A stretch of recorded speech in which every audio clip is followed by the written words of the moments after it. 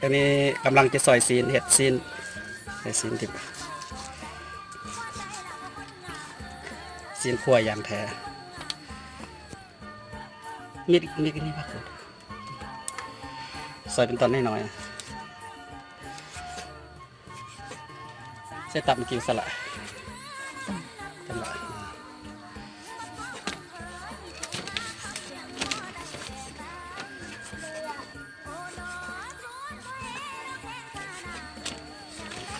อันนี้ก็เป็นเครื่องปรุงจังหน่อยจะมาเป็นลาบมันมีนั่นเลยใส่ซีนแซ่บๆดิบๆซื้อมาเมื่อเช้านี่ยังสดๆอยู่ยังแดงจัดมาหนาวแซ่ก็แซ่น้ำบางหนาวให้ซีนเมื่อกี้เห็นซีนแดงๆเวลาเอาบางหนาวบีบใส่มันจะกลายเป็นสีเหลืองเลยนึงเขาบอกว่าซีนตายสันทึ่งน้ำบางหนาวตาย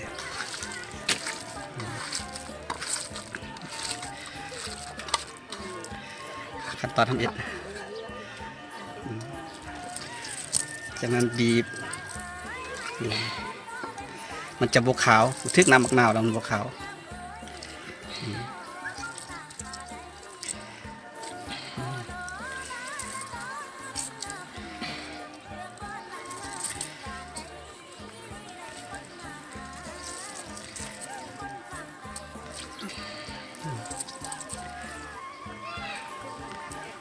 จากบีบน้ำมะนาวแล้วจะเป็นสิ่งแบบนี้เนาะ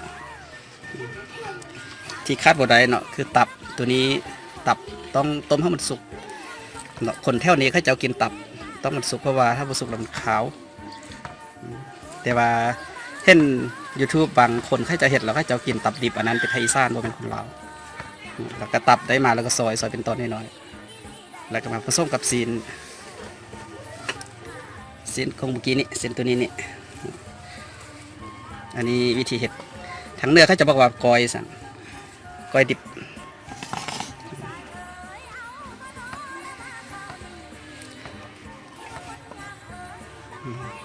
ใส่ผักหอมใส่กอยดิบควาย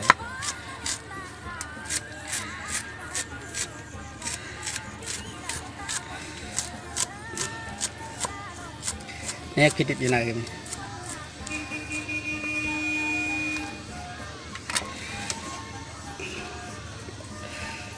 มักสีแดงนะมักหมดเผ็ดคาดบุไรมักเผ็ดต้องใส่มักเผ็ด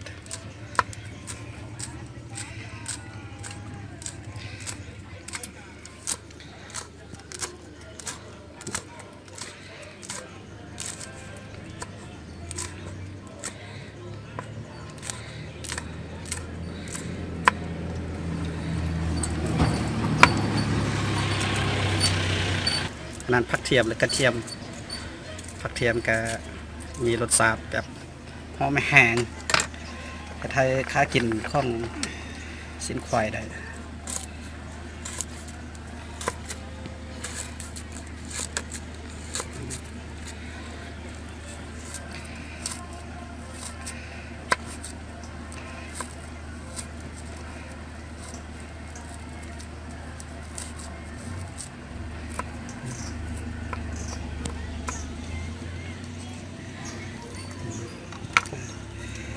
แล้วก็หอมเปะ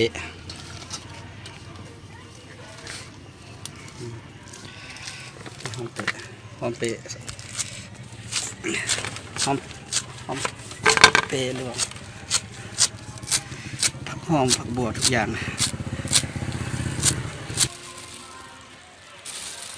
ตัวนี้มันได้ขี้หู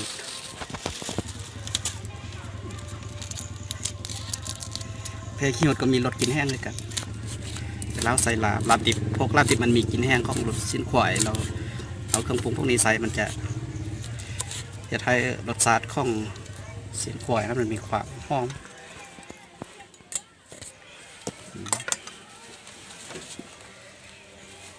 ที่คาดบุได้ตัวนี้กำลังเราทาขวดทั่วนอทั่วงอกทั่วนอนี่ต้องคั่วให้มันสุก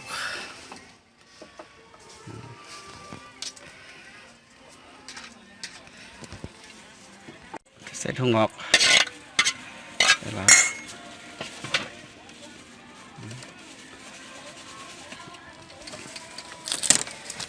คาดบ่ได้คือการตัวนี้ข้าวคั่ว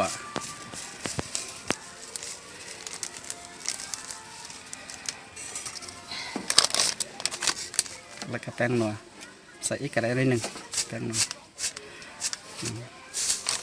เราเพี้ยใส่แต่น้ำเจียวต้องใส่เจียวมันเผ็ดเลยเป็นเจียวเลยน้ำเพี้ยให้ข้มอมลม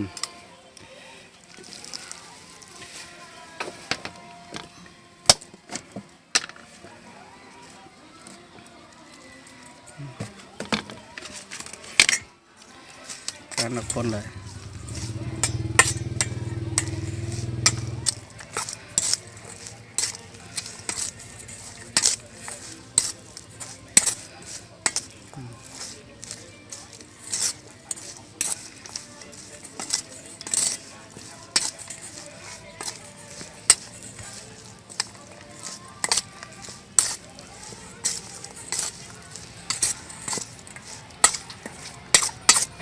นิ่มบางก่อน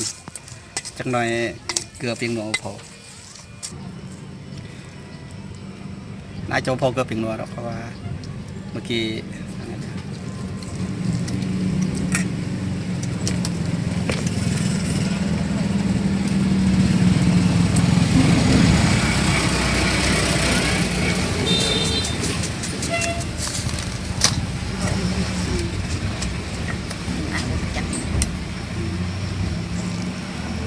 พอเพียสันเอาเพียใส่อีกยาน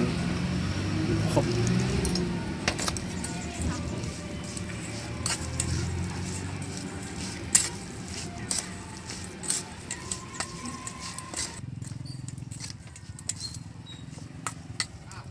อาหารจานจิ๋วทุกวันอังคารเวลา5 โมงเย็นแล้วพบกันนะคะ ส่งของที่ไหนเรียกว่าสับก็วิ่งเถิดฟ้าผู้ทับวันเสาร์และอาทิตย์9 โมงเช้าทาง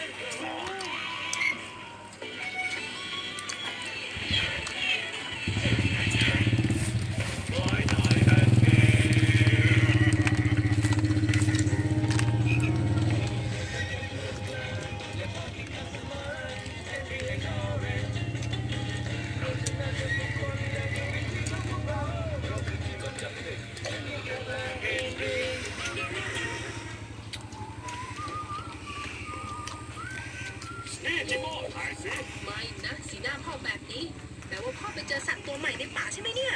ไม่นะไม่เอามาทีไรปลาไม่เล็กทุกทีเลย 그냥 그냥 왜요? เจ้าแม่ตัวนั้นก็ มันก็เบิก